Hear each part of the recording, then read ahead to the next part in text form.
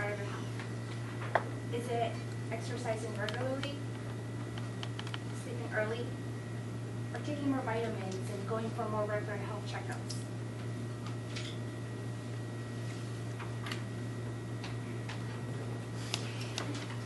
With so many stressors that creep into our day-to-day life, we turn to solutions and find those quick but temporary fixes to help improve our well-being and increase longevity. But how many of you think about that what we eat also plays an important role in affecting our well-being? No matter what type of diet you follow, everyone who eats should be educated about what's in our food and the effects it can have in our bodies when we consume these type of foods. In my speech tonight, I'll talk about 3 types of harmful foods that we commonly find in our daily meals and how these foods relate to our current well-being. The 3 types of foods that we should be wary of and try to avoid or minimize. The first one is genetically modified foods, or GMO to be short. GMO is an organism that is genetically modified. It's altered at the DNA level. Picture, for example, a box of mouth-watering strawberries that you just finished eating. They actually contain a DNA makeup of Arctic fish genes that genetic engineers use to insert into these strawberries to give these fruits the tolerance to frost. Now, does this scare you? It certainly does to me.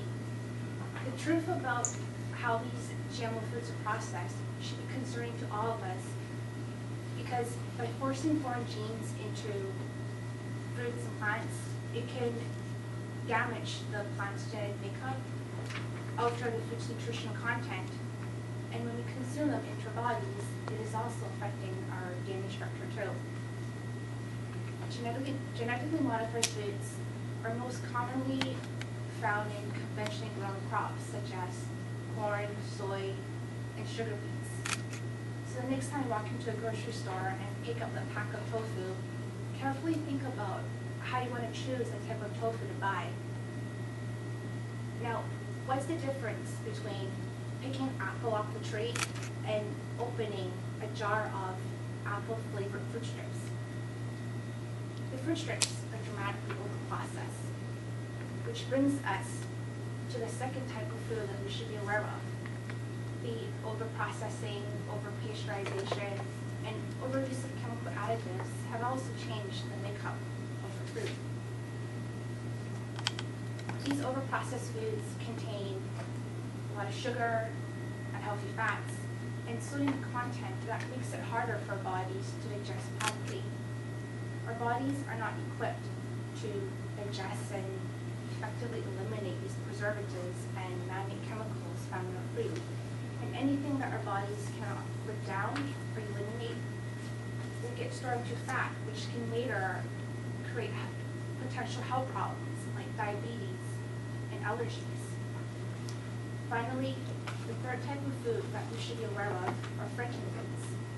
These are farm animals that have antibiotics inserted into them to make them gain weight and bigger for human consumption. The use of antibiotics have increased tremendously over the last 20 to 30 years. In 1950, the average chicken raised for meat weighed 2 pounds. That is less than half of what the average poultry chicken is today. This technique used to farm animals is not healthy for them, nor is it natural for their growth.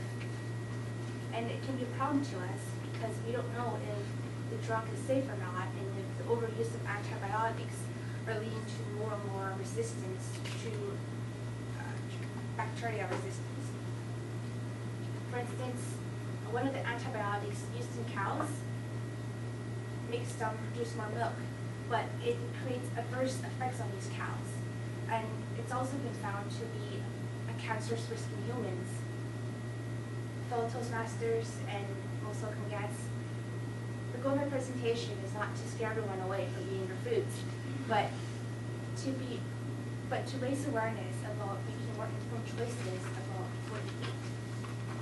Understanding what's in our food is a vital for our long-term well-being. It's not too late to make a change right now, so limit those GMO drinking foods and over-processed foods because it is not as beneficial as they're claimed to be. By better understanding what's in our food and the side effects that it can have on our bodies, we can learn to be more mindful about what we eat. Just as how we exercise regularly to improve our well-being, so does eating well. I'll pass it back to the chair.